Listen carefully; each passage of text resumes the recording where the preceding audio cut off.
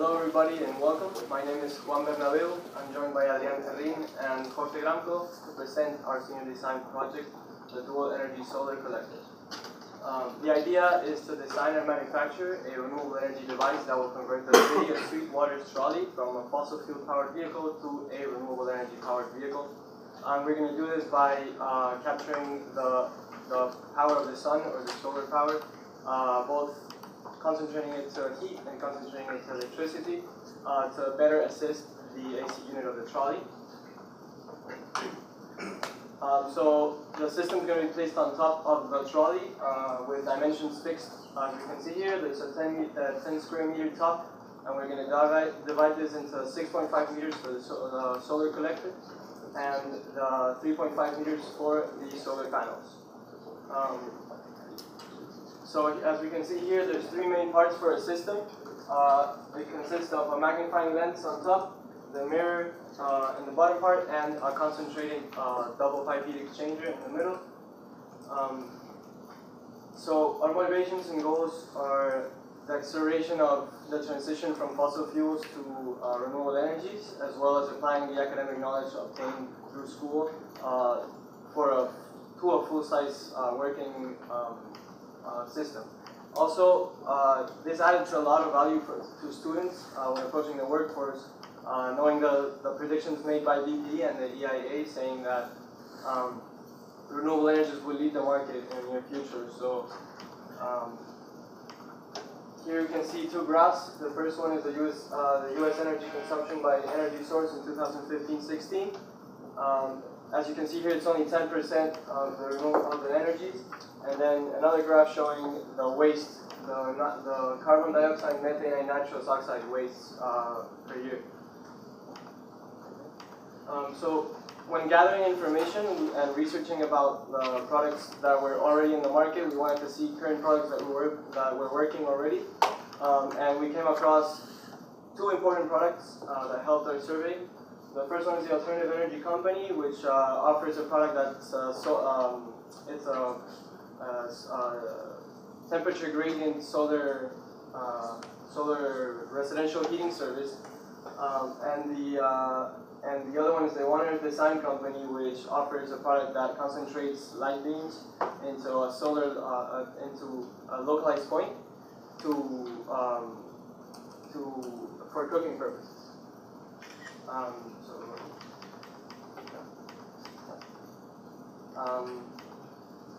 So for our standards, what we want in our design is safety after all. So we basically relied on the following standards here. The F-dot is one of the most important ones, just because we're working with a public service and elevated temperatures of fluids.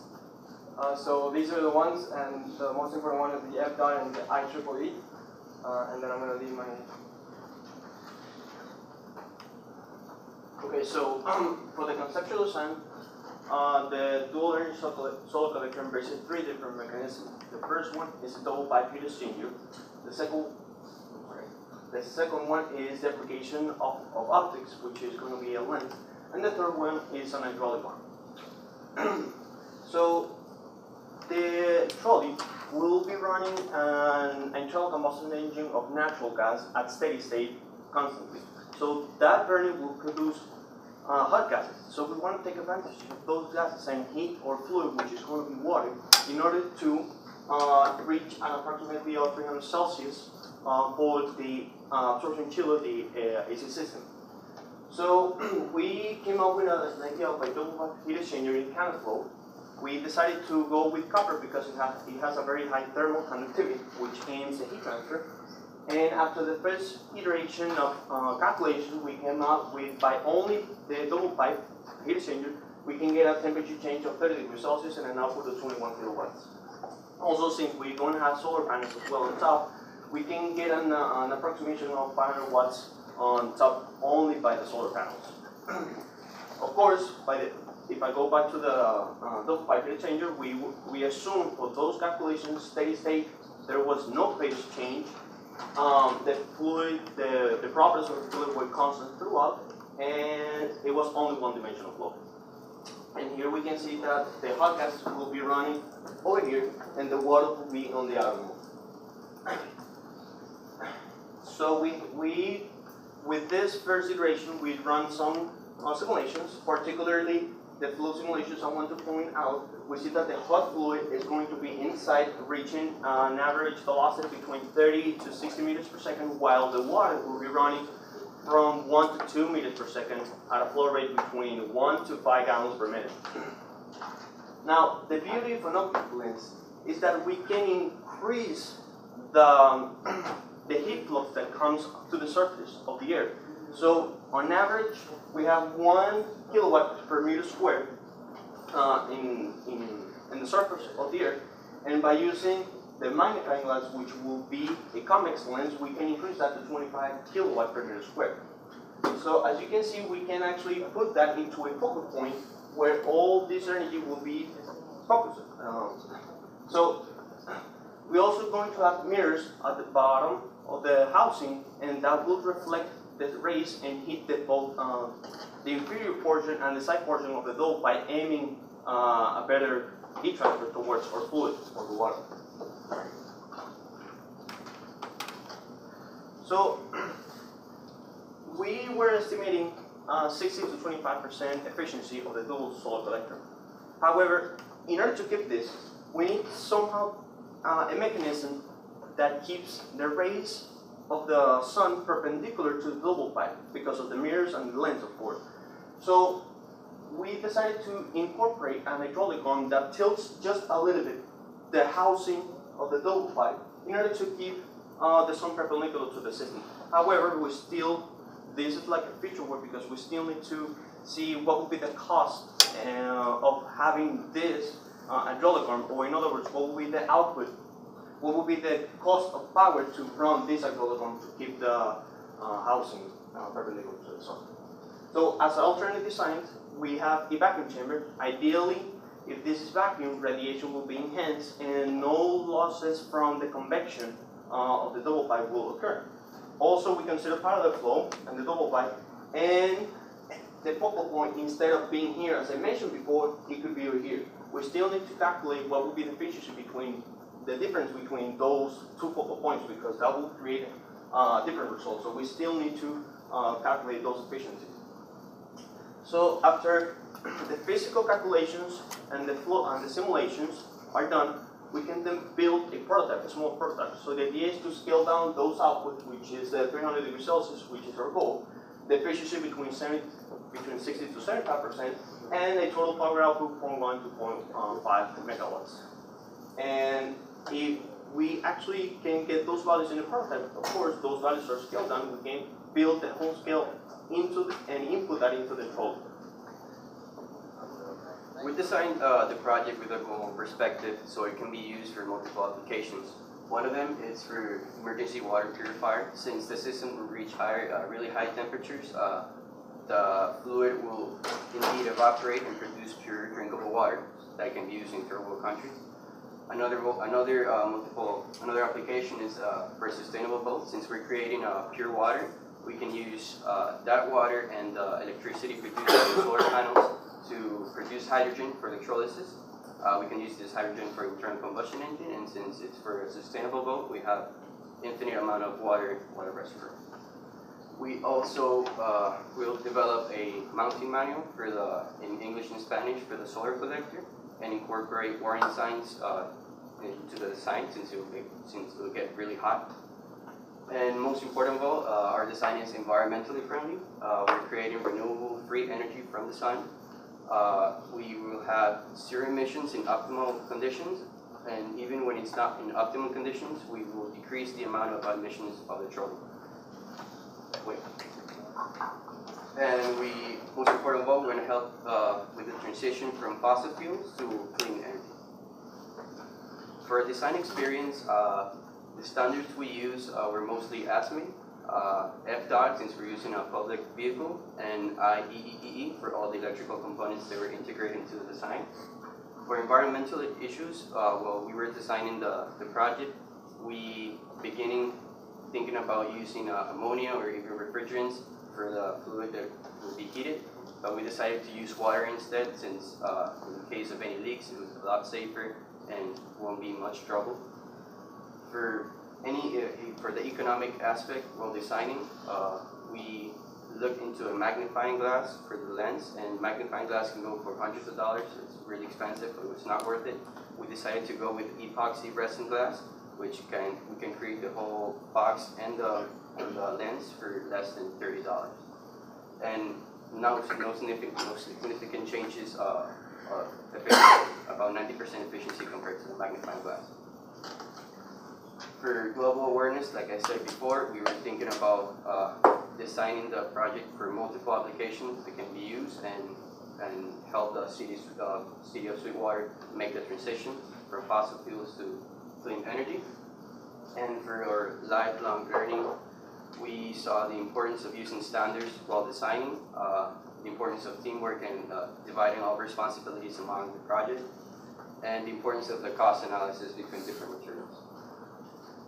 This is the Gantt chart that we've been following and will follow throughout the project. Right now we're through the analysis and optimization of the design, and that's a list of the responsibilities shared among us. For our conclusion, we want to stop the use of non-renewable fuels. We're going to take into advantage free energy from the sun instead of using non-renewable energy. And we are designing the project for the multiple applications they can provide. And for future work, right now we're doing analysis and optimization. We're going to go deeper into simulations to better optimize the design.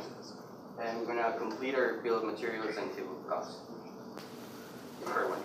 This is the references we've used so far. And thank you. Thank you.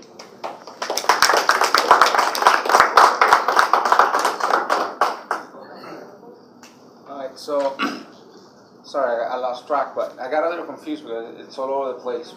It's a great potential. I mean, a lot of engineering involved there, you know.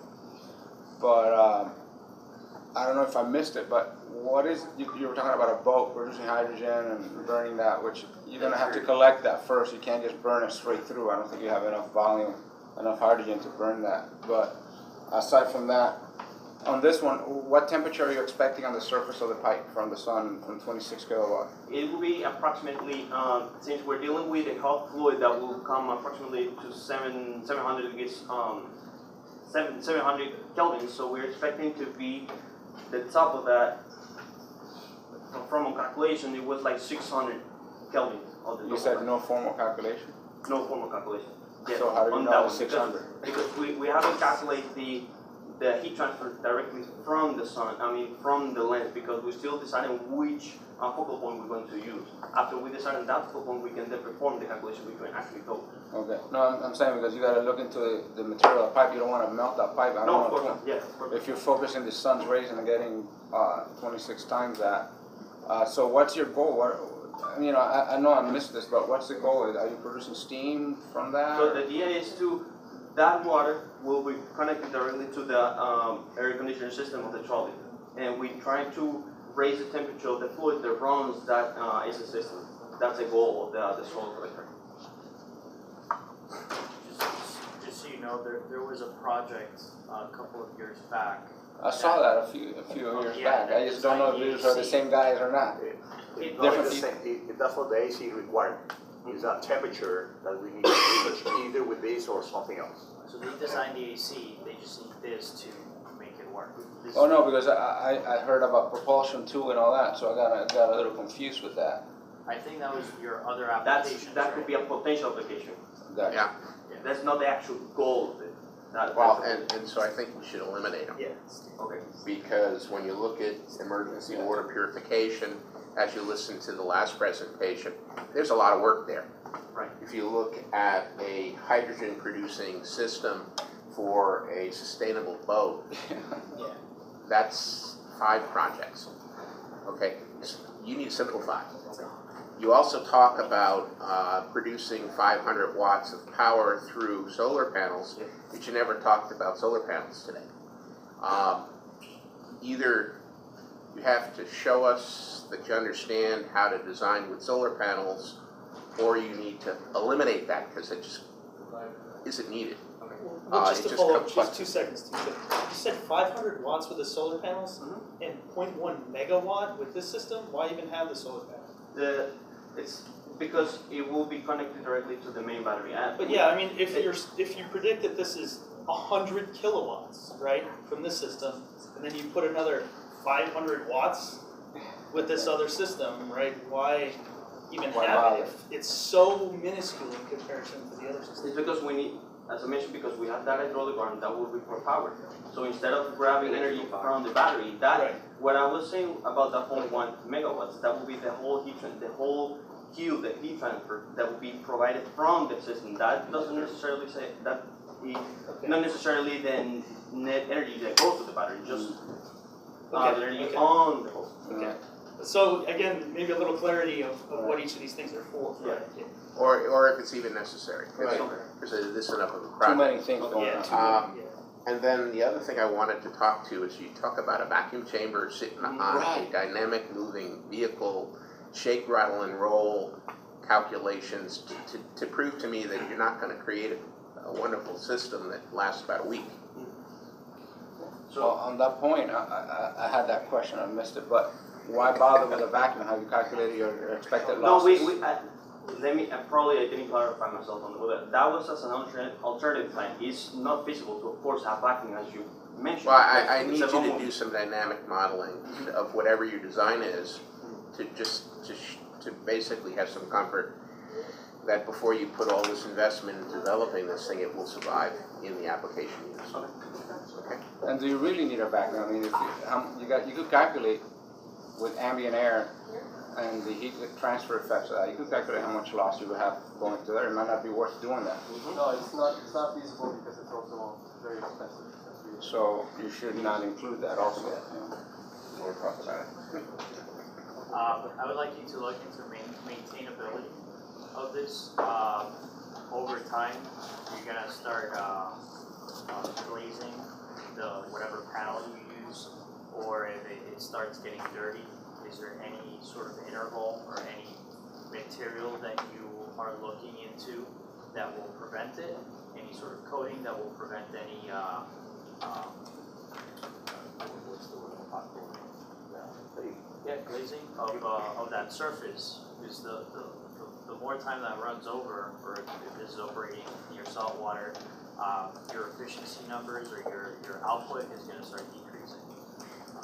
So again, maintainability, to Chip's point, is something that the first emergency brake you hit, this whole system is just going to fall apart, or if you hit a bump, it's going to destroy itself.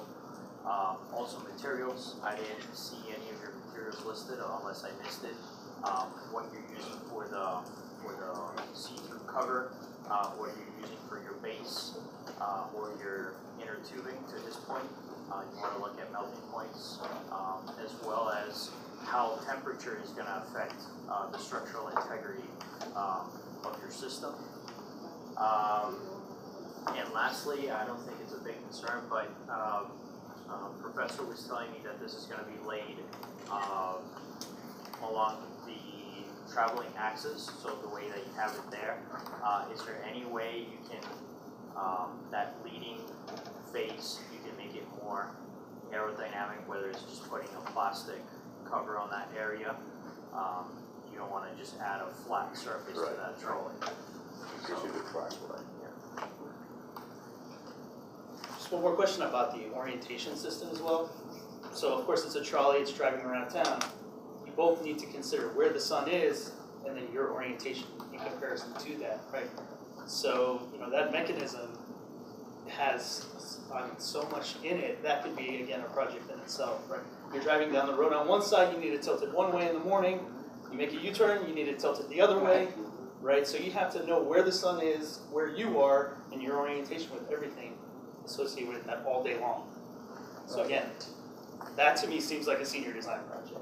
Okay, so you're not supposed to use too much energy doing that. Yeah, exactly. So you turn around, you tilt it one way, you lose all the energy that you just gathered going down the street, right?